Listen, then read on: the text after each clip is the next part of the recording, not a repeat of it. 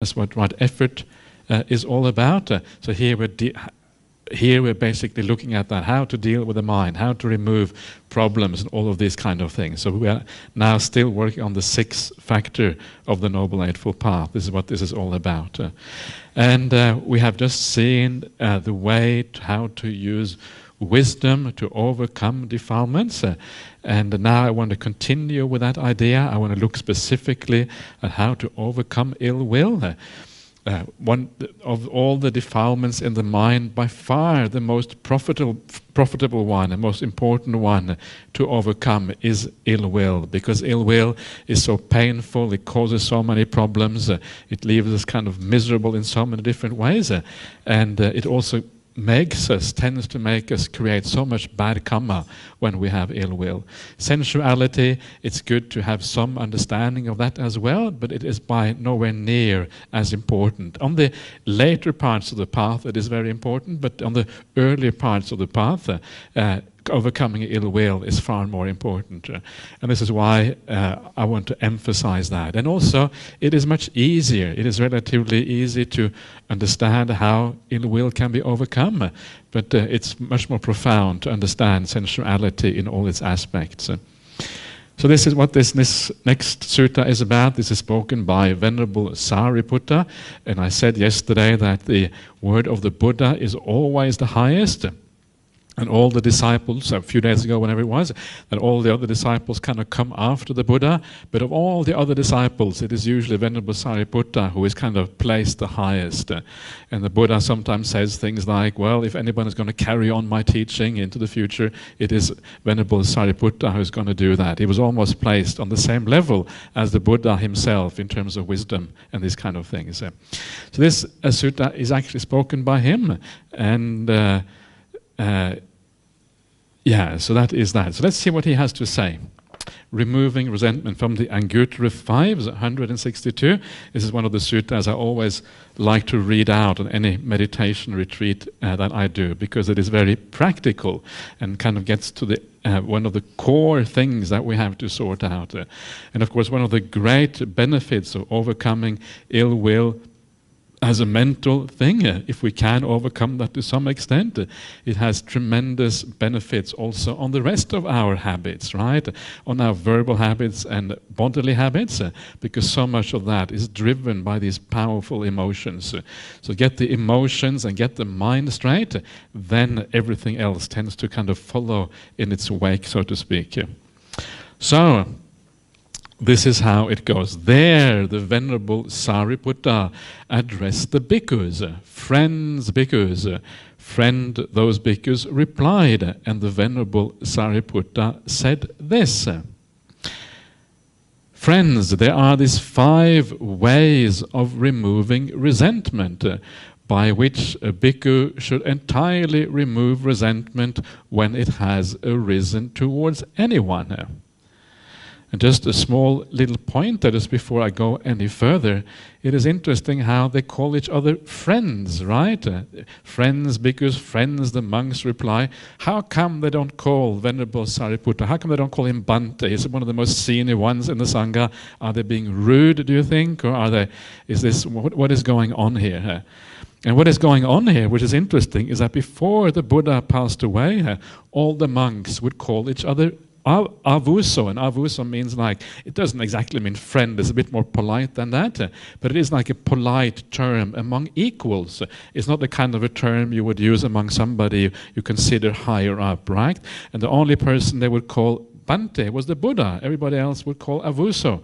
So even if you were a young monk and you went to Venerable Sariputta, you probably call him avuso rather than Bhante. Maybe not. Maybe if you were a kind of whippersnapper, you might call Venerable Sariputta Bhante perhaps. But generally speaking, they would call his other friends in this way. And that's the way it was in the early days of Buddhism. It was quite flat. It wasn't so hierarchical. But then, of course, in the Mahaparinibbana Sutta, the Buddha says, well, from now on, you should call each other Bante and Avuso according to seniority, because now I will be gone, there will be nobody to call Bante anymore, so now these should be used according to seniority. And from then on, they start calling each other Bante, and that is what we still do in the present day. When a monk is more senior than you call him Bante, and if he's more junior, you call him by name, or you call him Avuso, or whatever here. So this is what is happening here. But it's interesting that in the early days, it was actually very flat, right? And it almost makes you wonder how all this hierarchy that we have in Buddhism, sometimes is a bit too much of a good thing. Sometimes we could be a bit more kind of on even terms with each other, right? And kind of a bit more friendly almost, and instead of having these tremendous hierarchies. Anyway, it's just an interesting little point. And then he says there are these 5 ways of removing resentment, and 5 ways should be used to remove resentment towards anyone, right? So it means that once you have applied these 5 ways, there is no excuse anymore to have resentment, no excuse to have ill will. Here, everything is supposed to be abandoned towards everyone. So it's bad news, isn't it? It's bad news that there is no excuse. You have to kind of get on with it and try to overcome this in all situations. So that is just to kind of set the bar really high for you right there. So let's see how this is done then. So what are these 5 ways? Here a person's bodily behavior is impure, but his verbal behavior is pure. One should remove resentment towards such a person. A person's verbal behavior is impure, but his bodily behavior is pure. One should also remove resentment towards such a person. A person's bodily behavior and verbal behavior are impure, but from time to time he gains an opening of the mind, placidity of the mind. One should also remove resentment towards such a person. A person's bodily behavior and verbal behavior are impure, and he does not gain an opening of the mind, placidity of mind, from time to time. One should also remove resentment towards such a person. A person's bodily behavior and verbal behavior are pure, and from time to time he gains an opening of the mind, placidity of the mind. One should also remove resentment towards such a person. So here you have all kinds of people, right? And there is no excuse here for being upset with anyone, having ill will to anyone. Even the really bad guys who have all bad qualities, still you're supposed not to be upset with them. All the way to the most great saint, right? Whose every behavior is right, and everyone in between is included in this. So it's nice in a way, isn't it? It's nice to know that this is the goal. And then, of course, we have the methods, the means for actually achieving that goal coming afterwards. You can see here, this is one of the ways that the suttas are often presented. They're presented with a summary, first of all, and then you have the exposition afterwards. This is often called Udesa Vibhanga, Udesa being the summary, Vibhanga being the exposition that comes afterwards. It's just a way of making learning easier, so we can actually learn what is going on. So let us now look at these 5 different people and how we actually deal with them. How, friends, should resentment be removed towards the person whose bodily behavior is impure, but whose verbal behavior is pure? Suppose a ragged-robed bhikkhu sees a rag by the roadside. He will press it down with his left foot, spread it out with his right foot, tear off an intact section, and take it away with him. So too, when a person's bodily behavior is impure, but his verbal behavior is pure, on that occasion one should not attend to the impurity of his bodily behavior, but should instead attend to the purity of his verbal behavior. In this way, resentment, or if you like, ill will or anger towards that person should be removed. Yeah, so I think it is fairly clear what is going on here? What is going on is that people have different qualities, some good, some bad.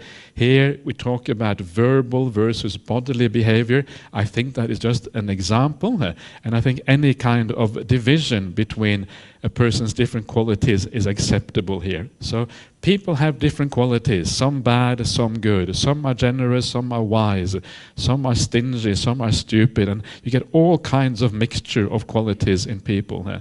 So the point here is that we learn to remember, learn to look at the good qualities in people, and then forgive and let go of the bad ones. This is what this really is about, right? We talked about that the other day, and here it is, black on white, straight from the Buddha, or Buddha's disciple anyway, Venerable Sariputta, and that is how you actually abandon these things. And to be able to do this, it is important that you actually take the time to remember the good qualities in other people. It is not doesn't happen automatically. It doesn't happen by itself. You have to sometimes really sit down and do these things, remember these things. And when you do it more or less systematically, perhaps even on a daily basis, then gradually your view starts to change.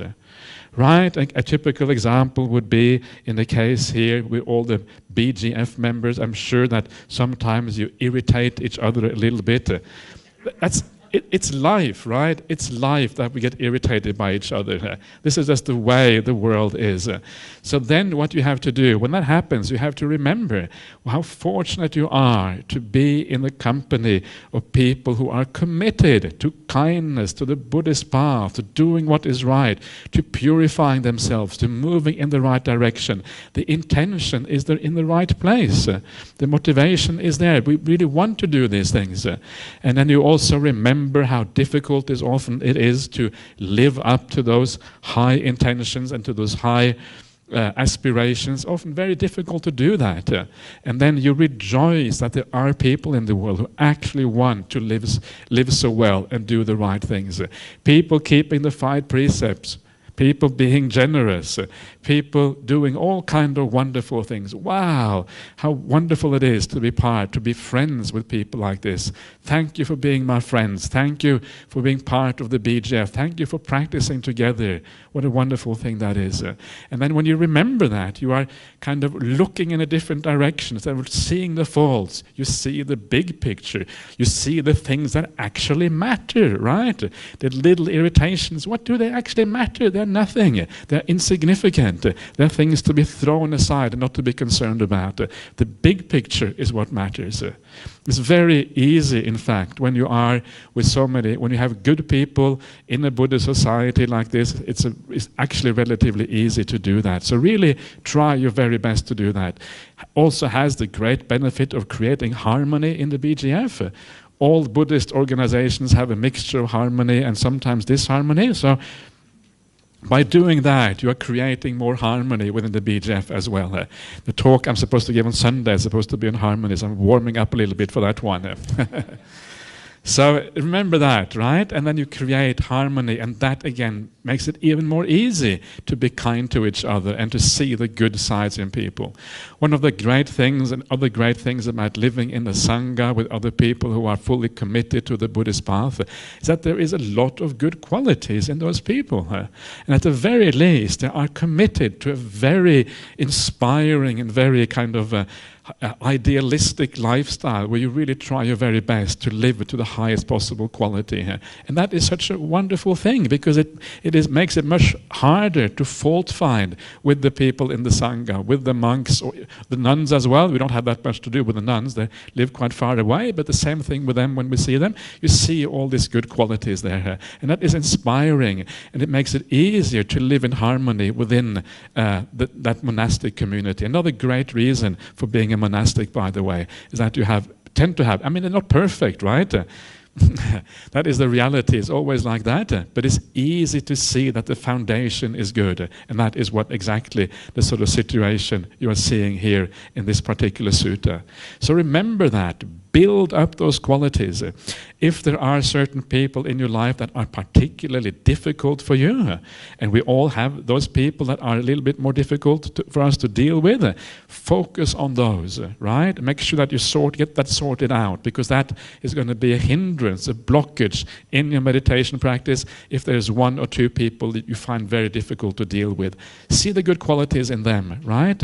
Make sure you focus on that, build it up, and actually they're not so bad after all, right? They have all these good qualities. And then even then, if they may not treat you 100% in the way you would like it or whatever, you can forgive that because you're able to see the good qualities in those people. So you learn to forgive the negative qualities. Of course, people have bad qualities in this world. Look at the world. Look at all the problems we have in life. Look at the way people are brought up. Look at the things that happen at school. There are so many bad influences. You watch TV, and what do you get? You get badness, right? Especially when you watch the news. Oh, so much badness in the world. You get it in. I wouldn't really recommend people to watch the news too much because it's not really realistic. It's not really, the world isn't really like that. You get the digest of the worst thing that happens in the globe with 7 billion people compressed into 15, 20 minutes. Of course it's going to be bad, right? But the reality isn't actually like that. Reality is like being here at the BGF or meeting people on the street, right? And often those relationships are much more realistic, and very often they are good relationships. People are friendly to each other, kind to each other. That is the real world. The real world is not what you see on the news, on TV. It's just bad things compressed into a short period of time. So sometimes we have to be wise about these things. Otherwise, you can get depressed. People get depressed by watching the news too much sometimes. This is one of those silly things that happens.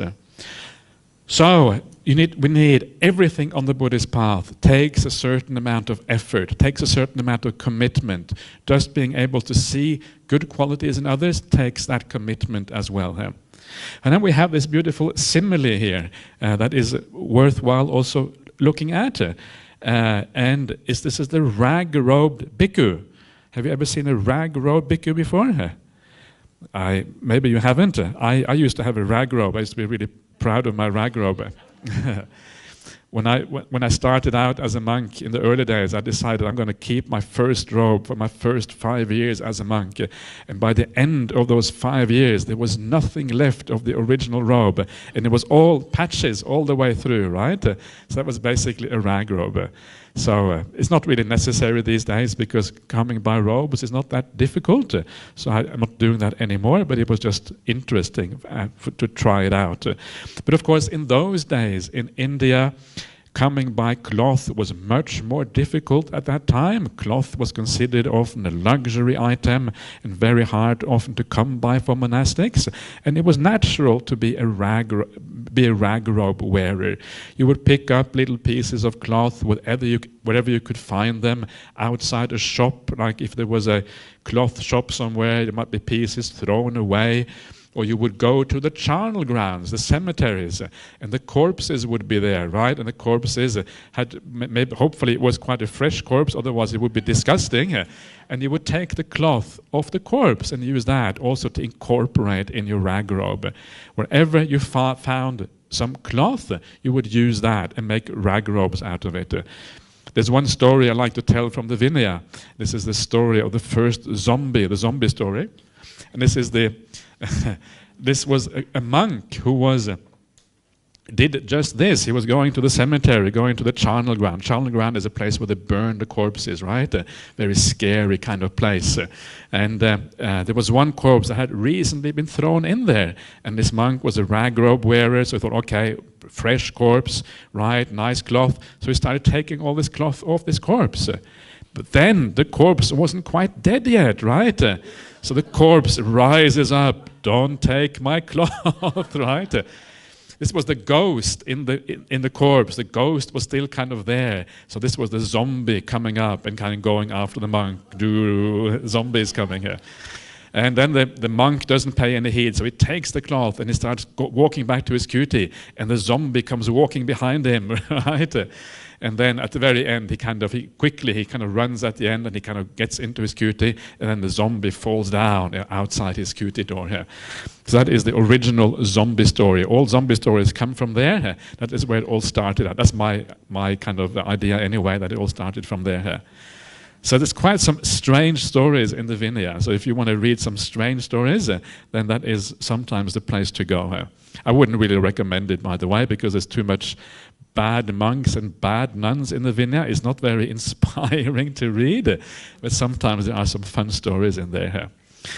Anyway, so that is the rag-ro bhikkhu. What does he do? He sees a rag by the roadside, and he becomes very happy because it's not on a corpse. It's a rag outside of corpses, which always is a good thing here. So what do? He presses it down with his left foot, right? Holds it down, spreads it out with his right foot.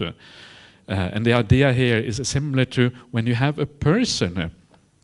You take a person, right, and you kind of see all the qualities in the person. You kind of spread the person out, all the bad qualities, neutral ones, to all the good qualities over here. So you spread out all the qualities. You get an overview of what the person is about. Just like the rag-ro bhikkhu gets an overview of the rag by spreading it out. Once you have that overview, you tear off the intact part, right? And you throw away the garbage, the rubbish, and you take the intact part with you. In the same way, once you have seen all the good qualities in that person, you cut it off at the middle. All the bad qualities, what do you do with them? You throw it away. Why? Because it's rubbish. It is useless stuff, right? It's not something that is of any use to you whatsoever. You throw it out, and you take the good qualities. Maybe that was on this side. I can't remember now which side they were. On one of the sides were the good qualities. You take that, and you carry them with you. You take them into your heart, and you take those with you onto your spiritual path into the future. Why? Because they are useful, right? These things are things that we actually can use in our spiritual practice. It is quite interesting here that that sometimes the question arises: how do we actually know whether this person really has these bad qualities or good qualities? And that is not really the point. We don't actually know. It's impossible to know what the qualities of another person are. Firstly, the qualities are changing all the time. They're not really static. And secondly, we don't have all that much clarity about the minds of other people. It's very hard to know. It's really just our personal perception. And because of that, when we look at others, it doesn't really matter so much exactly what their qualities are. What matters is the type of perception that we have about that other person, right? And this already is useful to remember because it makes you a little bit more humble about your judgment of other people. Very often we just don't know, right? We have no idea about other people. So remember that. Yes, I may not like this person. Yes, it seems to have many, many bad qualities, but maybe I'm wrong about that. Maybe I have misunderstood what's going on. And it makes you more open in the future to change your mind. When the person then changes in the future and it shows you all these good qualities, you think, wow, actually, there are so many good qualities there. And you have more ability to be flexible about other people when you are more humble about your judgment and about your opinion of others. So there isn't any real reality there. The reality is just some personal perception of what is going on. And because there is no real reality, because there isn't really any way of knowing whether the person is like this or like that, instead of thinking about what the person is like, instead we ask ourselves, what is it useful to focus on? What is it useful to think about? That becomes the important thing here. And what is useful from a practice point of view, from a Dhamma point of view, is to see the good qualities. Right? Whether it's realistic or not is impossible to say. We can never know because the person is changing, because we are deluded, because everything is just so uncertain. Reality, forget about reality. What is important is what works and what is effective and what actually is useful on the Buddhist path. That is the only thing that matters. It's very interesting, right? It's a very kind of practical way, pragmatic way of dealing with others. Don't ask for the reality, at least not in this case. Ask instead for what is useful on the Buddhist path, and then act accordingly.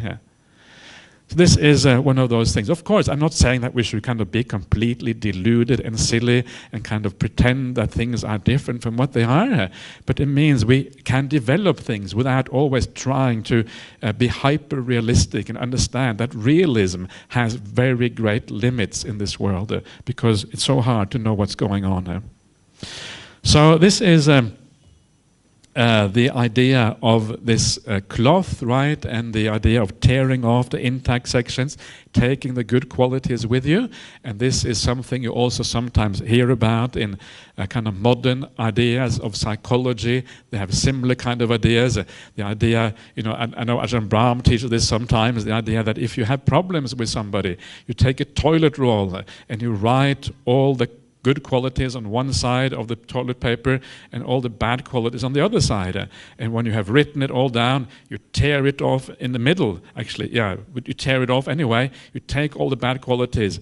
Toilet paper, right? Where does it belong? In the toilet. And then you flush it down. You flush away. And there's a nice symbolic quality to that, because what goes into a toilet is rubbish. Right? It's bad stuff. Don't want to have anything to do with that. So those bad qualities get flushed away together with all the other rubbish. And that is kind of the nice symbolic value there. Very similar to this kind of idea that you find here. Okay, let's go on to the second one. How, friends, should resentment be removed towards the person whose verbal behavior is impure, but whose bodily behavior is pure? Suppose there is a pond covered with algae and water plants. A man might arrive afflicted and oppressed by the heat, weary, thirsty, and parched. He would plunge into the pond, sweep away the algae and water plants with his hands, drink from his cupped hands, and then leave. So too, when a person's verbal behavior is impure, but his bodily behavior is pure, on that occasion one should not attend to the impurity of his verbal behavior, but should instead attend to the purity of his bodily behavior. In this way, the resentment, the ill will, the anger, etc., towards that person should be removed. So here we have the person now. The only difference here is that this person has impure verbal behavior, but pure bodily behavior. So it's just the opposite of the previous one. That's really the whole difference. And again, I don't think it is too significant. The point is just that people are different. Some people have some good qualities, other people have other good qualities.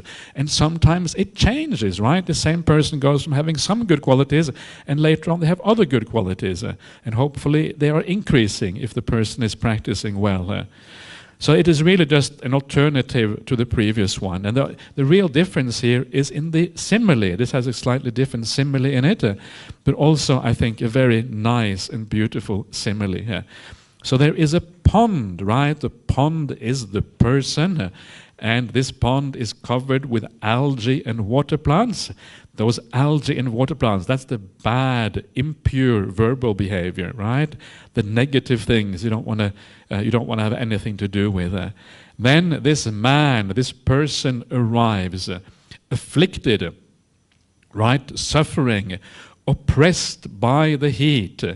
Remember, heat here is a word for resentment, for anger, for ill will, right? So this person comes feeling hot inside, right?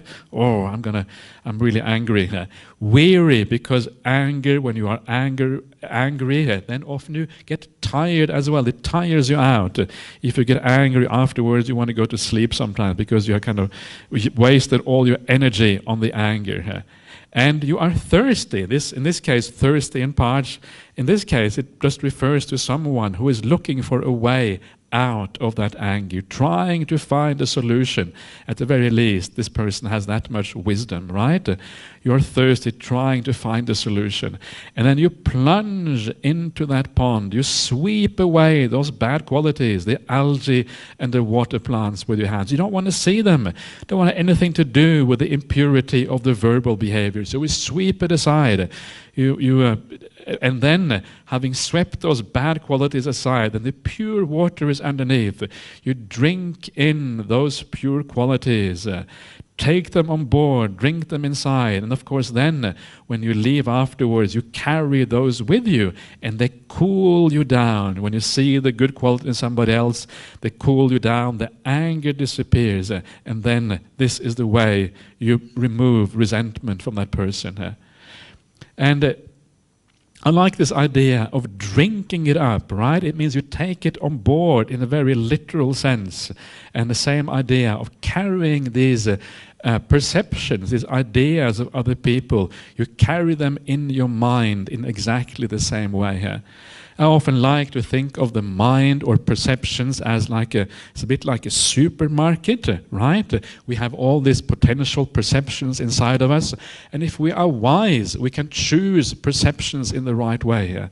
We can choose to look at the person in this way or in that way, and if we have enough mindfulness and we're quick enough, we can go to that shelf of perceptions and drag down a perception that is useful for us and apply that to overcome some other perception which is unfortunate and very unhelpful.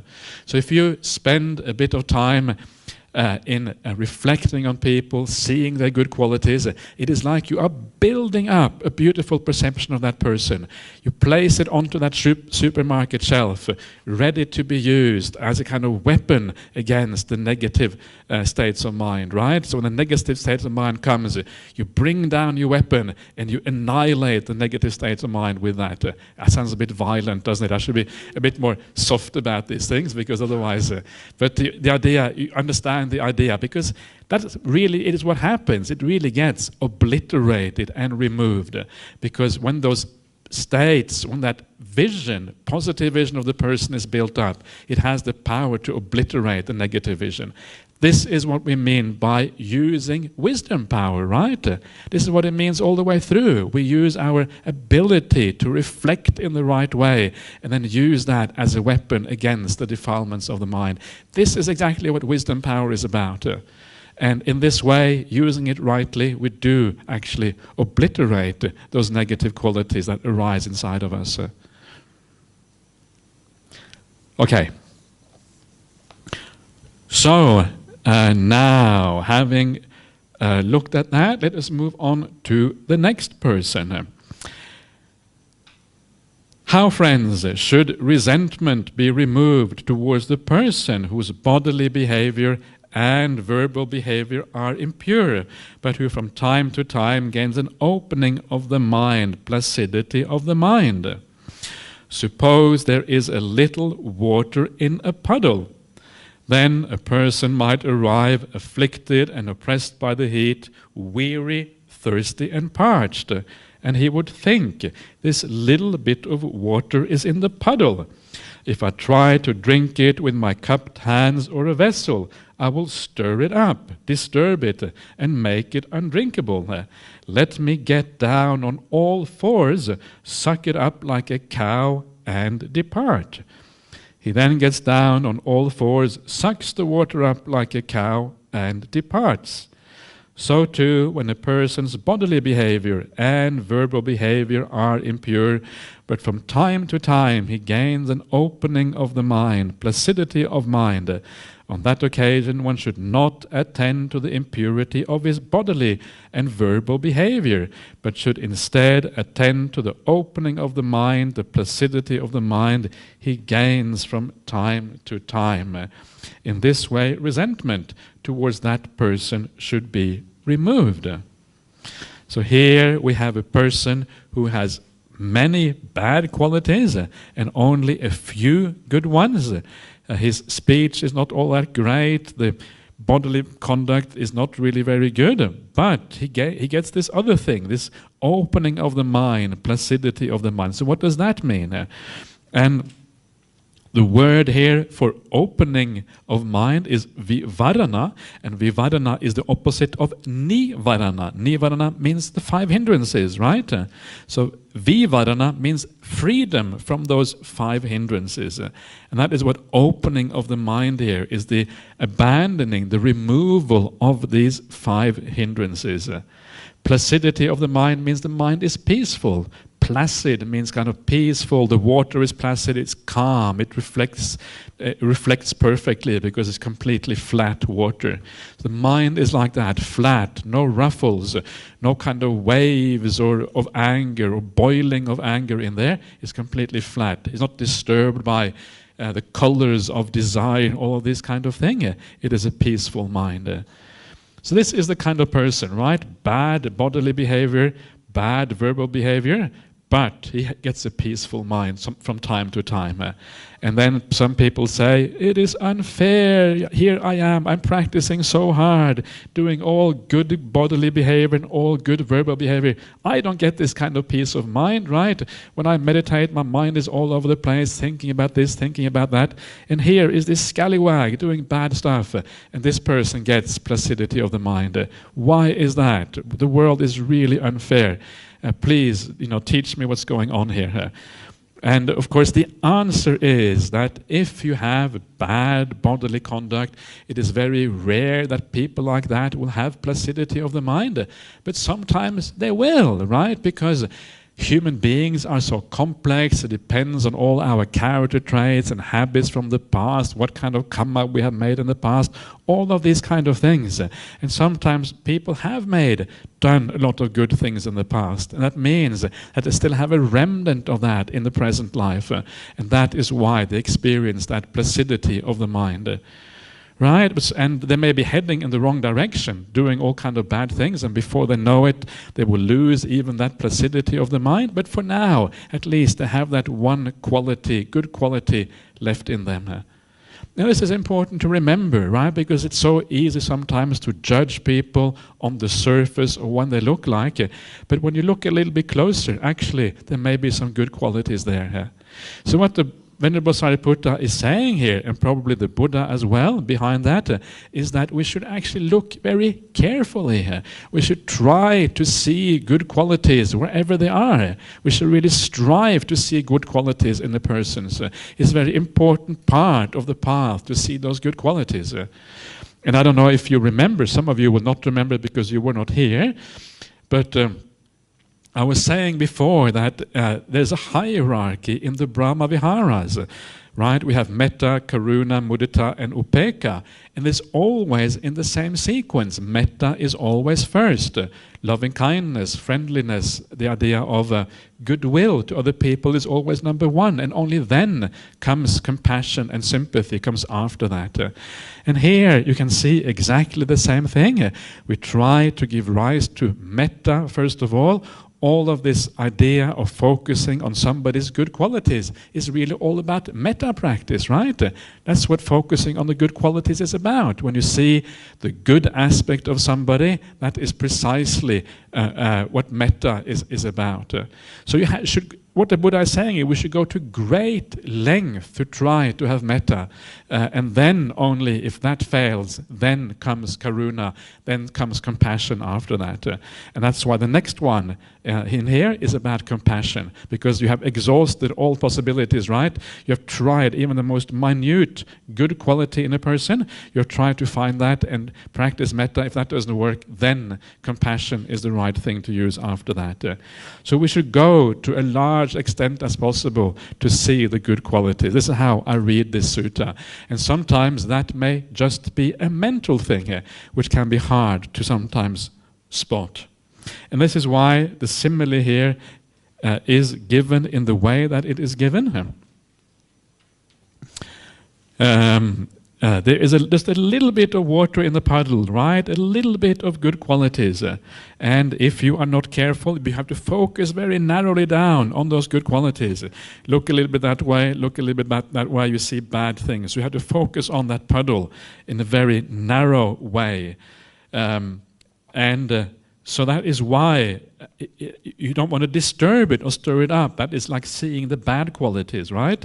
So because you don't want to do that, you get down on all four and you pretend to be a cow, and then you suck it up straight from the water on the ground because you are thirsty. You go to any length to imbibe those good qualities, even to the point when you kind of get down very humbly on all four like a cow to suck up those good qualities. And that is the idea there. So again, you have this idea of someone oppressed by the heat, right? Angry and weary, tired, and they're looking for the water. And then when you find that water, of course, you will be so happy, and then you drink it up as a consequence. This is like a person who is a slightly desperate kind of situation. So, again, right, build up those good qualities on that shelf of perception and take them down when you need them. Now we come to the next person, person number 4. And it goes as follows. How, friends, should resentment be removed towards the person whose bodily and verbal behavior are impure, and who does not gain an opening of the mind, placidity of mind from time to time? Suppose a sick, afflicted, gravely ill person was traveling along a highway, and the last village behind him and the next village ahead of him were both far away. He would not obtain suitable food and medicine or a qualified attendant. He would not get to meet the leader of the village district. Another man traveling along the highway might see him and arouse sheer compassion, sympathy, and tender concern for him, thinking, "Oh, may this man obtain suitable food, suitable medicine, and a qualified attendant. May he get to meet the leader of the village district. For what reason? So that this man does not encounter calamity and disaster right here."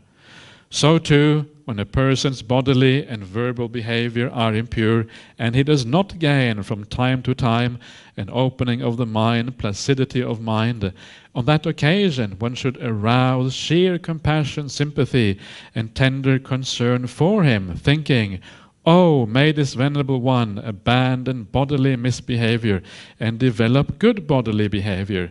May he abandon verbal misbehavior and develop good verbal behavior. May he abandon mental misbehavior and develop good mental behavior." For what reason? So that with the breakup of the body after death, he will not be reborn in the plane of misery, in a bad destination, in the lower world, in hell. In this way, resentment towards that person should be removed. So here we have a person where you cannot see any good qualities. All you can see is bad stuff. Right, everything. And as I said before, it doesn't matter so much whether that perception is accurate or not. Very likely it is not entirely accurate. And remember that it will open up the possibility in the future that you might see some good qualities in that person, if you remember that, the unreliability of our perceptions. But anyway, you are incapable of seeing good qualities. And of course, if you cannot see any good qualities, then metta becomes very hard. Metta relies on the idea of seeing good things in others. Here you can only see the bad things, so you have to have a different approach, a different strategy for dealing with this kind of person in a skillful way. And here is where compassion comes in, right? And the whole point of this particular sutta, or this particular person, is that if somebody really has so many bad qualities and so many negative things going on in their life, well, what it means really, it means that that person is very deluded, because they are creating large amount of suffering for themselves. Anyone who is very difficult, who has lots of bad qualities, the first and foremost person they're creating suffering for is themselves, both in this life and also, of course, for future lives at the same time. And remember that when somebody, and I talked about this already, but it's worthwhile bringing up again, when somebody is creating suffering for themselves, nobody wants to do that. Nobody wants to create problems for themselves and suffering and sadness and all of these kind of negative things. The only reason why a person does that is because they are deluded, because they are confused, is because they don't understand where true happiness lies, right? That is why you create suffering for themselves. Even a person who is full of bad qualities like that, they think normally that they are doing things that lead to happiness, but they have no idea what they're doing. When somebody is angry, when somebody does something bad, somebody says something bad by speech, usually they think that this will have some kind of positive effect, otherwise they wouldn't do that. They think it's going to lead to happiness one way or another for themselves and possibly also for the other person. They have no idea what they're doing. They are deluded. They are creating suffering for themselves while thinking that they are creating happiness for themselves. Right? So how do you do that when somebody, is about to use the chainsaw and they think they're going to cut the log, but actually they're going to cut their arms instead? What are you going to say? Stop, stop, stop, don't do that. You're going to cut your arm off, right? But you can't help them because they're already cutting their arm off. You just have to watch. How do you feel? You feel, oh no, please, you're going down the wrong way. You are deluded. You don't know what you're doing. And this is how our life, people's life often is. They are cutting their arms off all the time. They are, doing all kind of crazy things that leads to enormous suffering in the future. And then, of course, the right attitude is one of compassion, because they are hurting themselves much more than they're hurting anyone else in this world. So this is the right attitude. Regard somebody with all bad qualities with a sense of compassion and sympathy, because they have no idea what they are doing. And it's a very powerful thing, right, to reflect in this way. Normally, when somebody does something to us that is unpleasant or nasty in one way or another, we tend to feel aggrieved. Don't act like that towards me. We are self-concerned. It's a kind of a selfish approach to things. And it's natural that we should have that self-concern. We are close to ourselves, and it's natural. But also, it is very limiting when we have that kind of approach.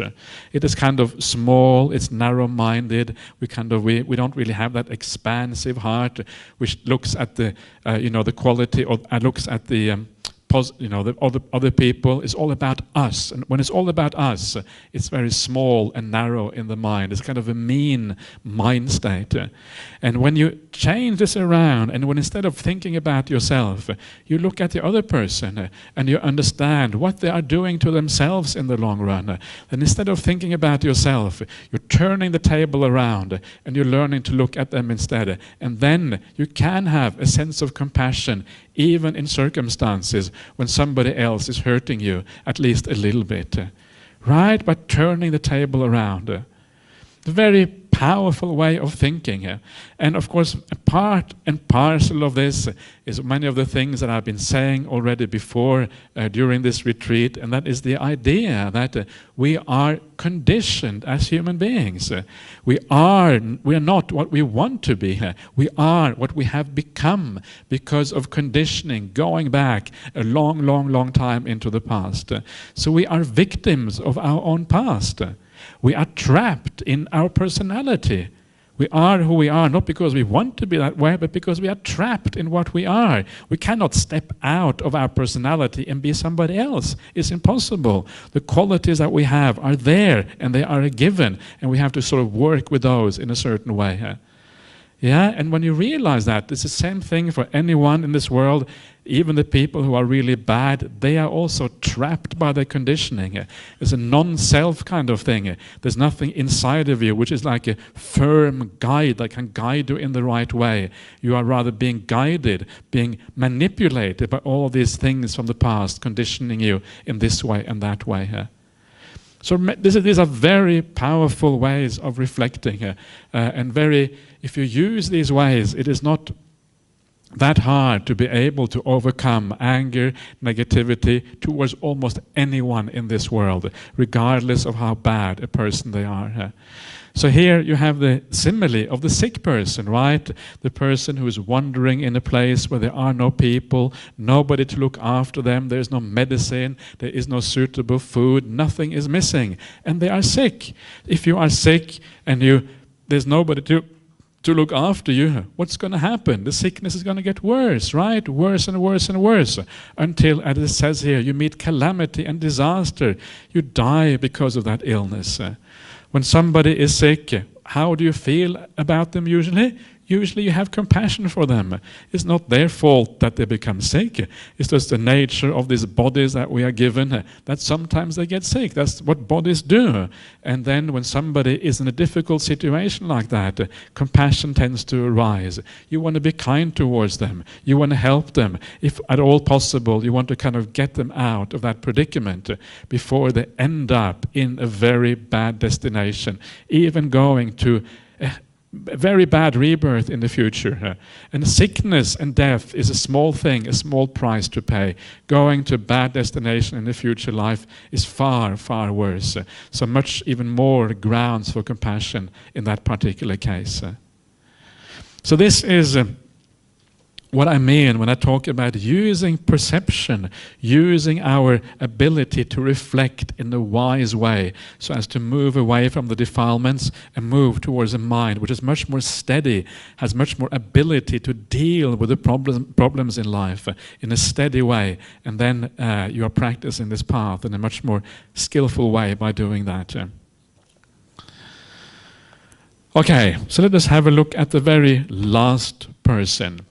So, how, friends, should resentment be removed towards the person whose bodily and verbal behavior are pure, and who from time to time gains an opening of the mind, placidity of the mind?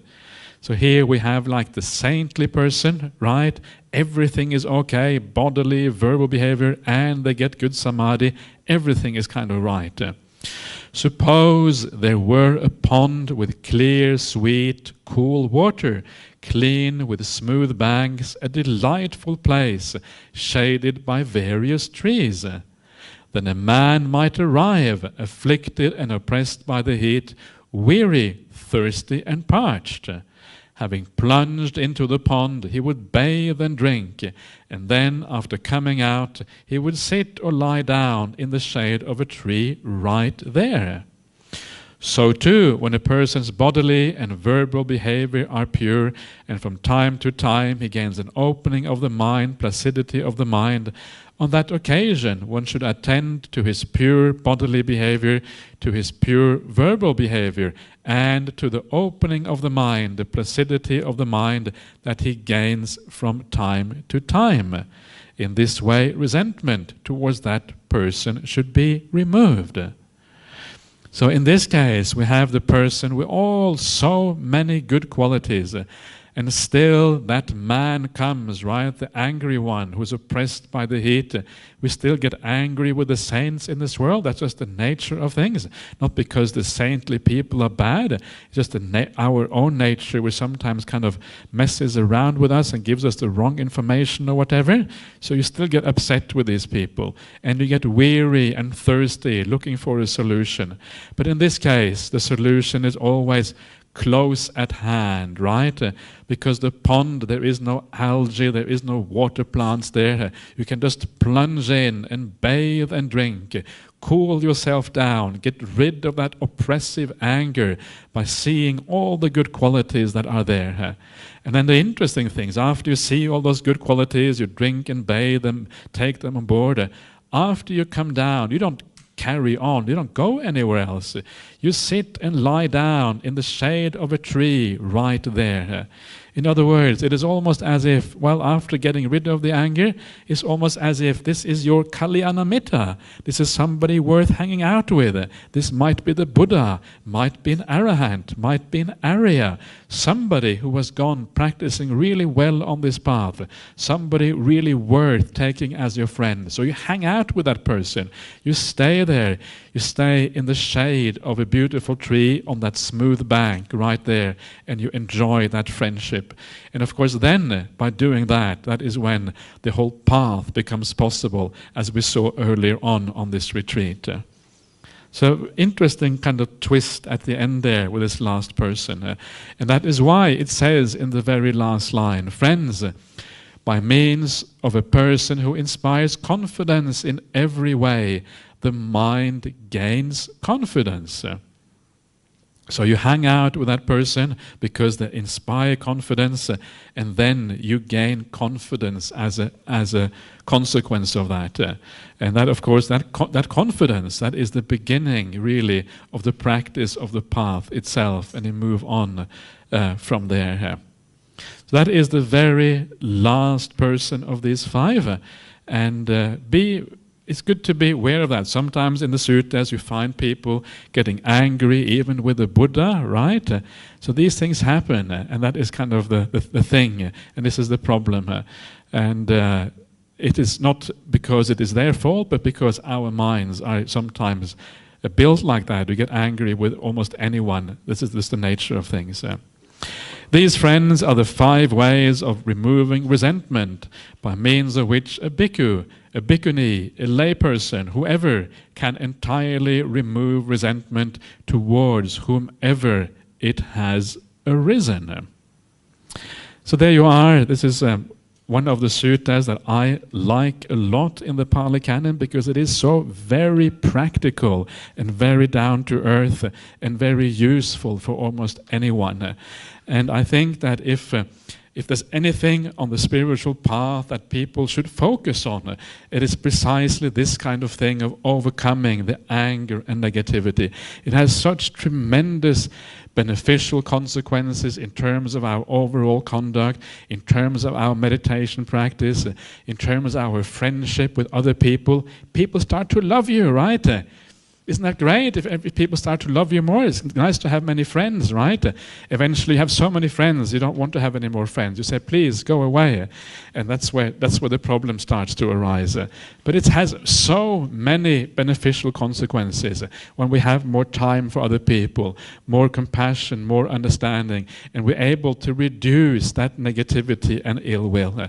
Remember, many of you, I'm sure you already have lots of good qualities already, but most people, very rare to find somebody who hasn't got any kind of ill will. Most people still have at least a little bit, and we can always do more to reduce it even further. And by reducing it further, you will gain benefits from that, and that is will then carry you on this path in a great way. So there you are. That is the sutta on resentment and ill will. So let's have another break for half an hour, and we'll see you back here at 4:45 again.